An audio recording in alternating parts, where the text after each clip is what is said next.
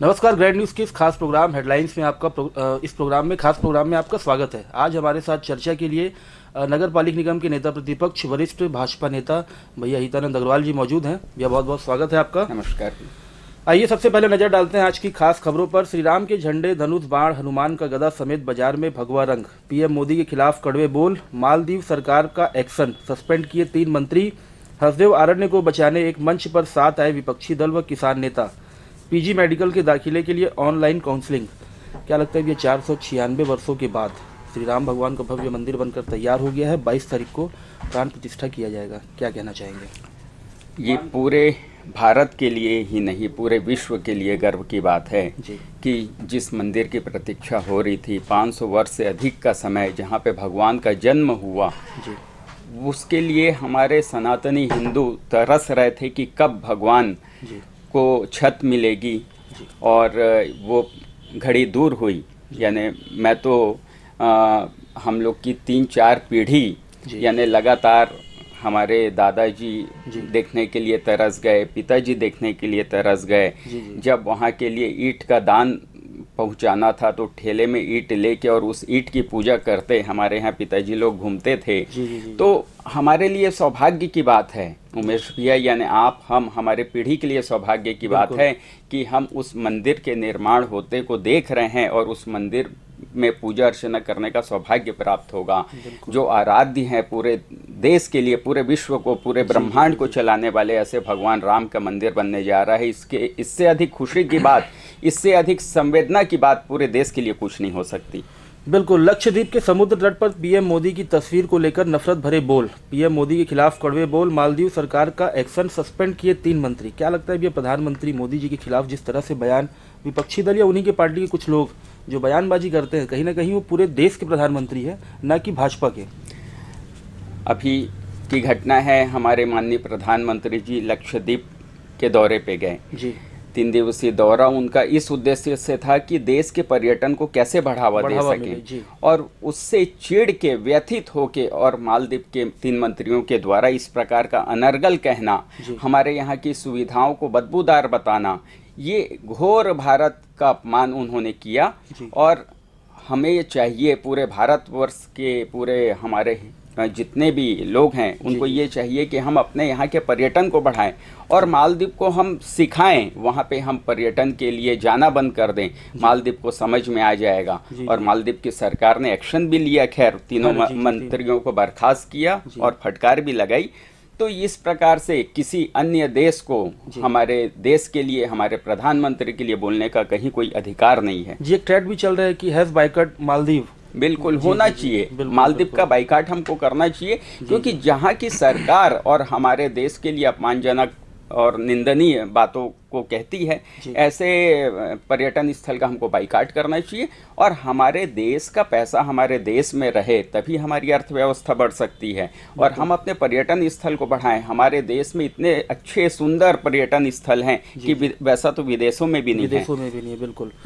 जमकर किया प्रदर्शन। हसदेव आरण्य को बचाने एक मंच पर आए विपक्षी दल व किसान नेता। पुलिस ने बीच रास्ते में ही रोका काफिला। आंदोलन का 675वां दिन। 1000 से अधिक जवानों की तैनाती। क्या लग रही है कि दीपक बैज ने कहा है कि भाजपा लूटने का काम कर रही है, क्या कहना चाहेंगे? दीपक बैज का ये कथन और पूरा राजनीति से प्रेरित है जी। आज आंदोलन का आप खुद बता रहे हैं भैया, 675वां दिन है, 675वां दिन है और भाजपा की राज्य में सरकार बने अभी 1 महीना भी नहीं हुआ है। यानी 2 साल से अधिक समय इनकी सरकार रही है। जब से आंदोलन चल रहा है वहाँ TS बाबा और भूपेश बघेल के बीच विवाद रहा। उसके बाद कुछ समय के लिए वो स्थगित भी हुआ काम, लेकिन कोर्ट का जब आदेश आ गया कि वहाँ पे कोर्ट के आदेश के द्वारा कि भाई कार्य को प्रगति पे लाया जाए, तो कोर्ट के आदेश आने के बाद मैं नहीं समझता कि उसमें किसी को राजनीति करना चाहिए। बिल्कुल। अयोध्या से राम ज्योति लेकर काशी पहुंची मुस्लिम महिलाएं, कभी यूपी में खींचतान तो कभी बंगाल में। न चेहरा तय न मुद्दे। इंडिया गठबंधन के सीट शेयरिंग को लेकर जमकर घमासान। 19 दल अब तक नहीं कर सके सीट शेयरिंग पर फैसला। क्या लगता है ये जो इंडिया बनाया गया गठबंधन सभी विपक्षी दलों के द्वारा, कहीं ना कहीं नहीं लगता कि आपको खींचतान आज भी बरकरार है? कैसे लड़ेंगे एक साथ चुनाव 2024 का? संभव ही नहीं है भैया जी इंडिया गठबंधन जो बनाए हैं, जी यानी सब अलग अलग सोच के लोग, अलग अलग विचारधारा के लोग एक मंच पे आएंगे जी। तो कहाँ से संभव हो पाएगा। बिल्कुल। और ये सब विधर्मी ताकतें हैं, इनका उद्देश्य भारत का विकास करना नहीं है, न ही सुशासन करना है। इनका केवल एक ही उद्देश्य है कि कैसे नरेंद्र मोदी जी को रोका जाए। जी। इसके लिए जितने भी विधर्मी ताकतें हैं, पार्टियां हैं, वो सब एक मंच पे आ गई हैं। राज्य में वो अलग अलग लड़ते हैं और जी, केंद्र में एक साथ आके बैठेंगे, बिल्कुल, कैसे बिल्कुल। संभव? विधानसभा चुनाव, इसी विधानसभा चुनाव में समझ आ गया। अभी सीटों को लेके इनके बीच में अभी से खींचातानी चालू जी, हो जी, गई जी, है। जी, जी। कांग्रेस लीड कर रहे हैं, लेकिन किसी भी राज्य में स्थानीय पार्टी कांग्रेस को 2 सीट 4 सीट से ज्यादा देने को पीएम के तैयार चेहरे को नहीं। लेकर भी बड़ा विवाद हुआ है जी। उधर मायावती बसपा बोल रही है कि मायावती के चेहरे को पीएम बनाओ, जी, नीतीश कुमार अलग लगे नीतीश हुए कुमार अलग लगे हुए हैं, केजरीवाल अलग लगे हुए हैं। तो यहाँ तो 19 ममता पार्टी बनर्जी में जी अलग 19 लगी चेहरे, हैं। बिल्कुल, बिल्कुल। 19 चेहरे प्रधानमंत्री के चेहरे हैं और सीट के बंटवारे को लेके आपस में इनका खींचतान अभी चालू हो गया है। जी। और जब तक आपकी सोच सकारात्मक नहीं रहेगी, आपकी सोच पॉजिटिव नहीं रहेगी, आप जितने के लिए लड़िए आप सफल हो सकते हैं, लेकिन किसी को हराने के लिए लड़ेंगे तो आप कभी सफल नहीं हो सकते। बिल्कुल। अयोध्या में राम ज्योति लेकर काशी पहुंची मुस्लिम महिलाएं, परिवहन निगम की बसों में बजेंगे राम भजन। क्या लगता है भी अयोध्या में जो राम मंदिर बन रहा है, मुस्लिम महिलाएं भी, मुस्लिम एक युवती थी जो महाराष्ट्र से अयोध्या तक पद यात्रा करते हुए पहुंच रही हैं, क्या लगता है किस तरह का माहौल है पूरे देश में? पूरे देश में बहुत अच्छा, जो लोग समझ रहे हैं भैया, चाहे मुस्लिम महिलाएं हैं, मुस्लिम महिलाओं के भी आप इतिहास में जाइए, जो परिवार मुस्लिम परिवार समझ रहा है कि उनके भी आराध्य और भगवान राम ही रहे हैं, वो भी सनातनी रहे हैं। ये तो कुछ व्यवस्थाएं और बाहरी जो आक्रांताएं आए और उन्होंने हमारे देश को विखंडित किया, हमारे धर्म को नष्ट किया, जिसके कारण और बहुत से परिवार को जबरन मुस्लिम बना दिया गया। उस पीढ़ी में आप जाएंगे तो उनकी चौथी, पांचवी, सातवीं पीढ़ी और सनातनी रहेंगी। तो जो लोग समझ रहे हैं वो सहर्ष स्वीकार कर रहे हैं, उनके अंदर में एक उत्साह है, एक उमंग है, वो भी समर्थन कर रहे हैं भगवान राम के मंदिर बनने का। और ये जीता जागता उदाहरण है इसका। बिल्कुल। नहीं बनी पदाधिकारियों की निर्विरोध चयन की सहमति, 1 माह के चुनाव का फैसला किया जाएगा। सराफा एसोसिएशन की सभा में जमकर हंगामा, चुनाव ही होगा। प्रशासनिक सर्जरी में अनुभव और योग्यता का पैमाना, गंभीर मंथन के बाद तैयार हुई लिस्ट। साय सरकार की पहली बड़ी प्रशासनिक सर्जरी। क्या लगता है ये विष्णुदेव साय के सीएम बनने के बाद बहुत बड़ी एक सर्जरी हुई आईएएस अधिकारियों पर। क्या लगता है कि पूर्व में जो सरकार रही है उसके वो देखते हुए कहीं ना कहीं वो किया गया है कि एक व्यवस्था के तहत किया गया है? ये व्यवस्था के तहत होता है भैया। और जहाँ सरकार परिवर्तन हो रही है, बहुत से अधिकारियों पे तो आप देखेंगे कि एलिगेशन है, आरोप प्रत्यारोप है, सीबीआई की जांच चल रही है, कहीं पे अपराध है, कहीं पे घूसकांड है, कहीं पे ईडी की कार्रवाई चल रही है। तो इस प्रकार से उस दागी चेहरे को हटा के और एक स्वच्छ चेहरे को वहाँ पे प्रशासनिक जिम्मेदारी देने का काम है। तो ये तो रूटीन वर्क है और अच्छा है कि हमारे प्रशासनिक कसावट आएगी। बिल्कुल। अयोध्या में 5 दिन पहले पुरी में जय जगन्नाथ हिंदू वोटों के बूते हसीना लगातार चौथी बार प्रधानमंत्री बनने की ओर। छत्तीसगढ़ में कोरोना के 7 नए केस मिले। संघ में चुनाव, पूर्णेंदु सक्सेना दूसरी बार बने प्रांत संघ चालक।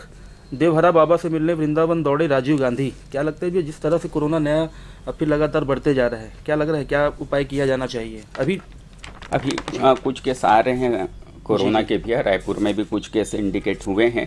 तो हमें सावधानी रखनी चाहिए। जिस प्रकार से पूर्व में हमने कोरोना से लड़ा, संघर्ष किया और अपने आप को, अपने क्षेत्र को हमने बचा के रखा, उसी प्रकार से हमें पुनः सावधानी बरतनी चाहिए कि हमें मास्क का उपयोग करना चाहिए, डिस्टेंस मेंटेन करना चाहिए, स्वच्छता पे ध्यान देना चाहिए और सैनिटाइजर का उपयोग करना चाहिए। तो जो चीज़ें प्राथमिक हैं उसको हम अगर अपनाएंगे तो कोविड से हम दूर रह पाएंगे। और अगर आपको किसी कारणवश ऐसा लगता है तो तुरंत आप जांच कराइए, डॉक्टर के पास आप जाइए और उसका निदान तुरंत होगा। घबराने की बात नहीं है, केवल हमें सतर्कता की जरूरत है। बिल्कुल। 15 को मोदी 8वीं व 6वीं तक पढ़ाई कर रही छात्राओं से करेंगे बात। पीएम करेंगे 2 पहाड़ी कोरबा स्टूडेंट से भी बात। गांव में तेजी से होने लगा विकास। क्या लगता है जिस तरह से प्रधानमंत्री अब पहाड़ी कोरबा आदिवासी बच्चियों से भी बात करेंगे, कहीं ना कहीं उनके बीच भी एक खुशी की लहर रहेगी और आगे बढ़ने का एक वो होगा? बिल्कुल भैया, हमारे हमारे लिए सौभाग्य की बात है कि हमारे देश का नेतृत्व ऐसे व्यक्ति के हाथ में है जो हर वर्ग के लिए सोचता है, चाहे वह युवा वर्ग हो, चाहे वह स्टूडेंट हो, चाहे कि कोरबा जाति। यानी आज हमारे कोरबा के लिए ये गर्व की बात है कि कोरबा का नाम जिस कोरबा जाति के नाम पे पड़ा और उनके बिहार वनवासी अंचलों की 2 बच्चियों के साथ वो वार्तालाप करेंगे। सोचिए प्रधानमंत्री जी की सोच और वो कहाँ तक पहुँचती है कि आज छुपे हुए चीज़ों को वो खोज निकाल रहे हैं और वहाँ वो संदेश देने का काम कर रहे हैं कि आज कोई भी वर्ग रहे, सबकी चिंता प्रधानमंत्री जी कर रहे हैं। बिल्कुल। मार्कफेड की लचर परिवहन व्यवस्था से 121 करोड़ के धान पर मंडराया बारिश का खतरा, आधा दर्जन युवकों के खिलाफ बलवा का मामला दर्ज, फुटपाथ से दुकान हटा लें व्यापारी, नहीं तो करेंगे कार्रवाई। निगम प्रशासन ने व्यापारियों को दी चेतावनी। क्या लगता है ये चुनाव के बाद अब फिर से नगर निगम एक बार अपना वो कर रहा है कि हाँ आप ठीक कर लीजिए, लेकिन इसके पूर्व आप महाराणा प्रताप चौक में देखेंगे लगातार लगभग 25 से 26 दुकानें लगी हुई हैं, दुर्घटना का बहुत बड़ा कारण है। क्या लगता है कि वाकई में कुछ होगा, सिर्फ पेपरों में आ गया है? नहीं, अभी जो जानकारी प्राप्त हुई है कि फुटपाथ के लोगों को वहाँ पे नोटिस दिया गया है और उन्हें नगर निगम की जिम्मेदारी है कि उन्हें व्यवस्थित भी करें। दोनों पक्ष अपने को सोचने की ज़रूरत है कि किसी का रोजगार भी ना जाए, कोई बेरोजगार भी ना हो, घर परिवार भी चलते रहे।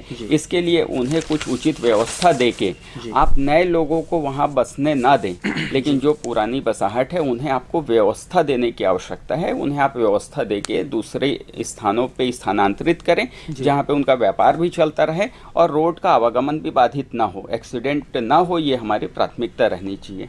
बिल्कुल। रेलवे स्टेशन बना हाईटेक और सुंदर, अमृत भारत स्टेशन योजना के तहत कोरबा स्टेशन का भी वो हो रहा है, आपने भी सोशल मीडिया में डाला हुआ था। क्या लगता है किस तरह से अब होगा? यानी आज हर क्षेत्र में, इंफ्रास्ट्रक्चर के क्षेत्र में हमारा देश आगे बढ़ रहा है। चाहे आप देखेंगे रेलवे के क्षेत्र में, और हमारे जो बिलासपुर जोन है, बिलासपुर जोन में छत्तीसगढ़ के 30 स्टेशनों को चयन किया गया है, जिसमें कोरबा भी एक स्टेशन है, जिसे व्यवस्थित किया जा रहा है, सुंदर बनाया जा रहा है। न केवल सुंदर बल्कि अंदरूनी भी सारी व्यवस्थाओं को, एक्सकलेटर से लेके पार्किंग की व्यवस्था से लेके और डिस्प्ले वगैरह को लेके, तो ये एक हमारे कोरबा के लिए बड़ी अच्छी बात है कि केंद्र सरकार और हमारे रेलवे स्टेशन को सुंदर करने जा रही है। अमृत महोत्सव का ये काल है, आज़ादी के 75 वर्ष हो चुके हैं, लेकिन कोई भी केंद्र की सरकार रही हो, उन्होंने कभी भी कोरबा स्टेशनों का ध्यान नहीं दिया। लेकिन इस बार हमारे लिए एक सुनहरा मौका है कि हमारा स्टेशन सुंदर होने जा रहा है। धीरे से रेल सुविधाएं भी धीरे धीरे बढ़ेंगी, ऐसा लगता है। अब डबल इंजन की सरकार, अब नहीं लगता, आपने भी काफ़ी लड़ा है रेल को लेकर, क्या लगता है कि अब डबल इंजन की सरकार है, मंत्री बन चुके हैं लखनलाल देवांगन जी, क्या लगता है कि अब कुछ लाभ होगा? बिल्कुल, इसका निश्चित ही लाभ होगा भैया। डबल इंजन की सरकार है और कोरबा का ये अधिकार है। कोरबा से हम कोयला भेज रहे हैं, हम प्रदूषण झेल रहे हैं, हम हैवी ट्रकों की मार झेल रहे हैं, लेकिन यहाँ सुविधा के नाम पे अभी तक हमें वंचित रखा गया। 5 वर्ष में यहाँ पे कई सुविधाएं बढ़ जानी चाहिए, तो रेल की सुविधाएं हमें मिलेगी, चाहे वो डाउन के लिए कलकत्ता साइड की हो, चाहे अन्य दिशा के लिए हमें ट्रेन की सुविधा मिलेगी। हमारे आदरणीय आपके संपादक कमलेश यही थे जिन्होंने, उनके नेतृत्व में हम लोगों ने लड़ाई लड़ी और हसदेव एक्सप्रेस हम लोगों को प्राप्त हुआ था कोरबा के लिए, और आगे भी ये लड़ाई लड़ते रहेंगे और कोरबा के लिए ट्रेन की सुविधा मिले, इसके लिए भारतीय जनता पार्टी और डबल इंजन की सरकार निश्चित ही अच्छा सोचेगी। बिल्कुल। मेडिकल कॉलेज अस्पताल में मरीजों की असुविधा दूर करने सर्जरी हुई, मेडिसिन वार्ड का स्थान बदला, ट्रामा सेंटर में संचालित मेडिसिन वार्ड को अस्पताल भवन के ऊपरी तल पर किया गया शिफ्ट। क्या लगता है जिस तरह से कोरबा जिले की मेडिकल व्यवस्थाएं हैं, कहीं नहीं लगता कि आपको इसमें और सुधार करना चाहिए, निजी हो चाहे सरकारी हो? बहुत ज़रूरी है भैया। आज सबसे पहली सुविधा हमें चाहिए तो स्वास्थ्य सुविधा है। किसी के साथ भी आकस्मिक अगर ज़रूरत पड़ जाए तो उन्हें बिलासपुर और रायपुर दौड़ के भागना पड़ता है। कोरबा में ही अगर उपचार के लिए हमें अच्छा स्थान, अच्छा अस्पताल मिल जाए तो मैं समझता हूँ कि जो व्यक्ति कोलैप्स हो जाता है, जो मृत्यु को प्राप्त हो जाता है, ऐसे लगभग हम 90% केसों को बचा सकते हैं कोरबा में सुविधा मिलने के कारण। अभी तक 5 वर्ष कांग्रेस की सरकार रही और कहीं ना कहीं स्वास्थ्य सेवा से भी हमारा कोरबा वंचित रहा, लेकिन अब सहने आप देख रहे हैं कि स्वास्थ्य सुविधा पे भी ध्यान दिया जा रहा है और ट्रामा सेंटर, मेडिकल कॉलेज में अच्छी व्यवस्था हो, सभी फैकल्टी के डॉक्टर हों, सभी आधुनिक इक्विपमेंट रहे ताकि हमारे लोगों को इलाज के लिए बाहर न जाना पड़े। बिल्कुल, रामलला की प्राण प्रतिष्ठा पर जगमगाएगा हसदेव का तट, घर घर जलाए जाएंगे दीप। हसदेव नदी के सरमंगला तट पर दीपोत्सव की तैयारी शुरू। विश्व हिंदू परिषद व संघ कार्यकर्ता घर घर अक्षत रामलला के चित्र देकर आनंद उत्सव मनाने का कर रहे हैं अपील। क्या लगता है ये 22 तारीख को हसदेव तट पर सभी लोग एक साथ एकजुट होंगे, कैसा रहेगा माहौल? 22 जनवरी को ये संभव नहीं कि सब कोई अयोध्या पहुंच सके। जी बिल्कुल। हमें अयोध्या की छवि अपने कोरबा में ही देखनी है। बिल्कुल। इसके लिए हमें दीप उत्सव मनाना है। जी। जिस दिन भगवान अयोध्या आए थे उस दिन हम लोगों ने दीपावली मनाया। लेकिन आप सोचिए कि 22 जनवरी को और जिस भगवान राम का भव्य मंदिर बनने जा रहा है, तो हमें तो दीपावली से भी 10 गुना अधिक उत्सव उस दिन मनाना चाहिए। हर घर में दीपक जले, हर घर के सामने रंगोली मंडे, हर घर के दरवाजे पे तोरण बंधे, हर घर में भगवा ध्वज फहराए और इस प्रकार से पूरे कोरबा नगर को हमें सजाना चाहिए। हसदेव तट पे भी पूरी और सज्जा होगी, वहाँ पे आरती होगी, पूरा शंखनाद होगा, हर मंदिरों में कीर्तन भजन होगा, हर मंदिरों में भोग भंडारा बटेगा और सभी एक दूसरे को बधाई देंगे। चौक चौराहे को सजाया जाएगा। इस प्रकार का भव्य कोरबा हम बनाएं और उत्सव के रूप में उस दिन को मनाएं। बिल्कुल। रोटी बैंक सेवा शहर के 80 परिवार की मदद से हर दिन 200 से अधिक बेसहारा लोगों की मिट रही है भूख। लोगों को रोटी की तलाश देखकर 21 जून 2018 को की गई थी इसकी स्थापना। क्या लगता है जिस तरह से युवाओं की एक टीम बेसहारा लोगों तक रोटी पहुंचाने का काम कर रही है, क्या कहना चाहेंगे? बहुत पुण्य का काम है भैया। मानव सेवा से बड़ी सेवा कुछ नहीं हो सकती। बिल्कुल। और इसके लिए उन युवाओं को मैं साधुवाद दूंगा, छत्तीसगढ़ वेलफेयर सोसाइटी को साधुवाद दूंगा कि उनके द्वारा इस प्रकार का पुण्य का काम किया जा रहा है कि जिनका पेट नहीं भर रहा है, जिनको भोजन की आवश्यकता है, उन तक भोजन पहुंचाया जा रहा है। बहुत पुण्य का काम है और हर व्यक्ति को ऐसे ही करना चाहिए। अपने घर से कम एक व्यक्ति का भोजन बना के और गरीबों को वो भोजन कराएं। आज हम लोग विलासिता की चीज़ों में अपने पैसे को बर्बाद कर देते हैं। लेकिन सही पुण्य का काम और सही आत्मीय संतुष्टि का काम यही है कि आप दूसरे की सेवा करें। बिल्कुल।